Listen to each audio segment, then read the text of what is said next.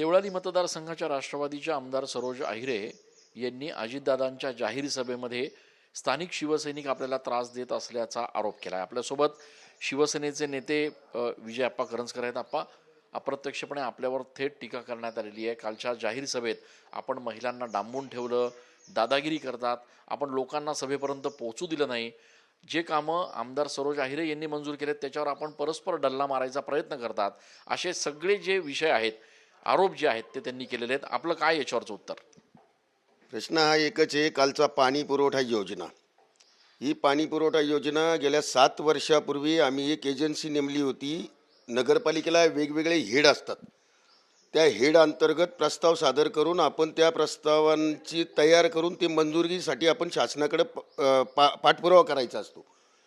मी 7 वर्षापूर्वी एक धुळ्याची एजन्सी नेमली होती. त्या एजन्सीनी ह्या सर्व पाणी योजनेचा सर्वे केला. सर्वेनुसार त्यांनी त्याचं प्लॅन बनवलं. त्या प्लॅननुसार आम्ही त्याचं एस्टिमेट बनवलं, एस्टिमेट सँक्शन केलं.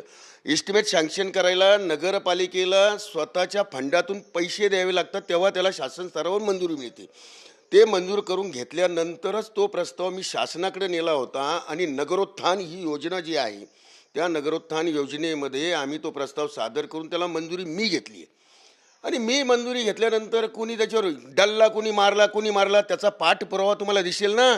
जर 7 वर्षापूर्वी मी भगूर नगरपालिकेने एजन्सी नेमली, त्यावेळेला बॉडी अस्तित्वात होती. 7 वर्षापूर्वी जर त्या भगूर नगरपालिकेने तो प्रस्ताव तयार करण्याकामी एखादी एजन्सी अपॉइंट केली असेल तर आज यांना म्हणण्याचा कुठला अधिकार निर्माण होतो? हा सगळ्यात मोठा प्रश्न आहे. आणि राहिला विषय कोणी उद्घाटन करायला आलं, कोणी अरे उद्घाटन करायला आले संयुक्तिक आहेत. आपण शिवसेना, भारतीय जनता पार्टी आणि राष्ट्रवादी या 3 पक्षांचं मिळून सरकार झालं आहे. तर त्या भगूर नगरपालिकेत जर सत्ता शिवसेनेची आहे, आम्हाला निमंत्रित तर करा. आमचा प्रश्न तो आहे, आम्हाला निमंत्रित तर करा. आम्हाला निमंत्रण नाही, आमचा कुठं फोटो नाही, आमचा कुठं बॅनर नाही, आमचं कुठं स्टिकर नाही, आणि चाललंय आम्ही आमच्या कामावर डल्ला. अरे तुमच्या कामावर डल्ला मारायचा, तुझा काय संबंध येतो तुमचा त्या कामाशी? त्या ज्या कामाशी तुमचा संबंध नाही त्या कॉन्ट्रॅक्टरांना वेगवेगळे फोन करायचे, त्या कॉन्ट्रॅक्टरांना धमक्या द्यायच्या, त्या कॉन्ट्रॅक्टरांकडे आता धमक्या देऊन माझ्याकडे ये, हे काम भरूच नको, इथं काम टाकूच नको, इथं जर हे टाकलं तर मी हे करेल, मी ते हे काय? हा सगळ्यात मोठा विचार करण्याचा प्रश्न आहे. राहिला विषय भगूर नगरपालिकेचा, भगूरमध्ये कोणाला अडवणं. मी तर काल लग्नाला होतो, मी संभाजीनगरला लग्नाला गेलो होतो. मला काही हा विषय माहीत नाही, मला कर्णिक साहेबांनी सांगितला होता. CP कर्णिक साहेब आहेत आपल्याकडं, त्या कर्णिक साहेबांनी मला हा विषय सांगितला होता की आप्पा काय वाद आहे का? म्हटलं काही वादबीत काही हे नाही. अजितदादा हे तिन्ही पक्षांचे नेते आहेत आणि त्यांचा आदर, त्यांनी उद्घाटनाला यावं, उद्घाटन करावे, आम्हाला काही त्याविषयी काही हे नाही आहे. परंतु हे काम जे आहे हे काम कुठल्या आमदाराचं नाही आहे. हा प्रस्ताव पारित केला, ह्या प्रस्तावाला सगळं सँक्शन, ह्या प्रस्तावाची सगळा प्रस्ताव सादर करणारा ही भगूर नगरपालिका आहे. त्याच्यामुळे भगूर नगरपालिकेच्या कामामध्ये तुम्ही हस्तक्षेप करणं हे योग्य नाही आहे. पण एक महिला, मी आमदार आहे, अधिकारी महिला आहेत, या सगळ्या महिलांना स्थानिक नेत्यांकडून त्रास दिला जातो असा गंभीर आरोप केला आहे. आम्ही सर्व छत्रपती शिवाजी महाराज आणि शिवसेना प्रमुख श्रीमान बाळासाहेब ठाकरेंचे शिवसैनिक आहोत. त्यांनी आम्हाला तत्व घालून दिले, नारी की निंदा मत कर यारो, नारी रतन की खान, जिस नारी से पैदा हुए शुक्र भीष्म हनुमान. आम्ही त्या प्रत्येक महिलेची इज्जत करणारे शिवसैनिक आहोत. यांनी फक्त महिला म्हणून तोंड वाढवायचं, हे तोंड बडवून घेणं योग्य नाही आहे. माझं म्हणणं एवढंच आहे की हे काम कोणाचं आहे याच्या खोलपर्यंत जर गेलं तर कळलं की हे काम मंजूर करणारे कोण आहे, हे काम कोणी मंजूर करून आणलं आणि ह्या कामाला मंजुरी कोणी दिली. 2 दिवसापूर्वीच एकनाथ शिंदे साहेबांनी त्या ठिकाणी जाहीर केलं की विजय आप्पा, मी या तुमच्या कामाला मंजुरी दिली आहे.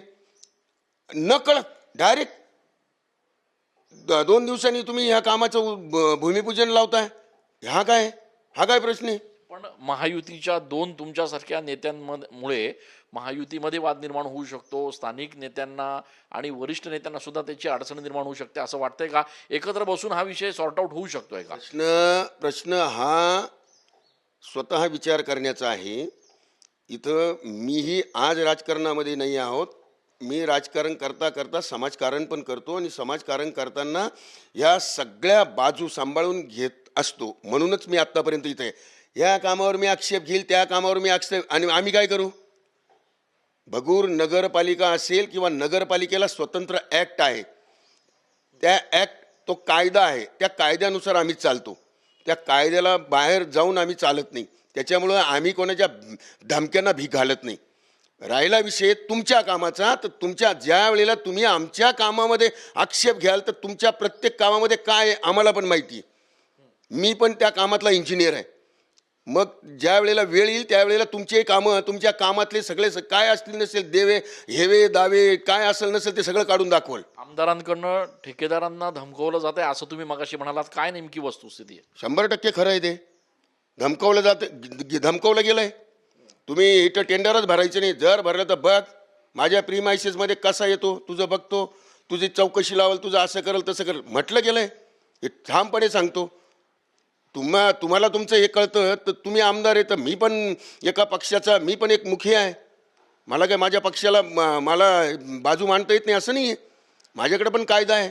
तुम्हाला कायदा कळत असेल तर मला पण कायदा कळतो. पण तुमच्या देखील कामाची चौकशी मी येणाऱ्या काळात करेल, पुरावे सादर करेल असं देखील आमदार आहिरे म्हणतायत. मी तेच सांगतो की म्युनिसिपल ॲक्ट आहे, त्या ॲक्टनुसार कामं होतात. ते काम करण्याचा अधिकारी वर्ग असतो. त्या ठिकाणी अधिकारी वर्गाने कुठलं पाप केलं तर त्याच्यावरती नजर ठेवणं हे नगराध्यक्षांचं किंवा बॉडीचं काम असतं.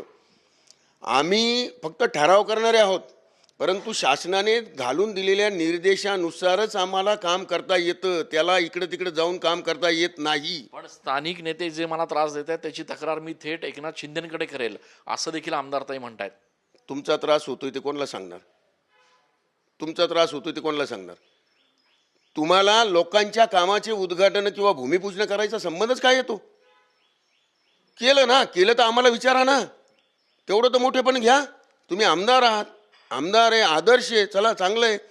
त्यावेळेला आम्ही पण थांबलो. आम्हाला मुभा दिली असती आमच्या पक्षांनी तर आम्ही पण सुटलो असतो. तुम्हाला तुमची जागा दाखवून दिली असती. 100% सांगतो. परंतु आम्हाला आमच्या पक्षाने सांगितलं अजिबात नाही. ते आपल्या युतीतल्या उमेदवार आहेत, तिथं अजिबात कुठेही काही करायचं नाही हे म्हटल्यामुळं आम्ही थांबलो. नाहीतर आम्ही तुमची जागा तुम्हाला दाखवून देऊ शकतो. खूप खूप धन्यवाद आप्पा. तर हे होते विजयाप्पा करंजकर, शिवसेनेचे ज्येष्ठ नेते. यांनी सांगितलेलं आहे की कुठल्याही प्रकारे जे आरोप आमदार सरोज आहिरे यांनी केलेले आहेत ते धादांत खोटे आहेत. कुठल्याही प्रकारच्या एकूणच या सगळ्या बाबींसंदर्भात आपण चर्चा करायला तयार आहोत आणि येणाऱ्या काळामध्ये देखील अशा पद्धतीची चर्चा होणं आणि एकूणच वाद वाढणं हे योग्य नसल्याचं त्यांचं मत आहे. कॅमेरा पर्सन विजयसह मी चंदन पूजाधिकारी, TV9 मराठी.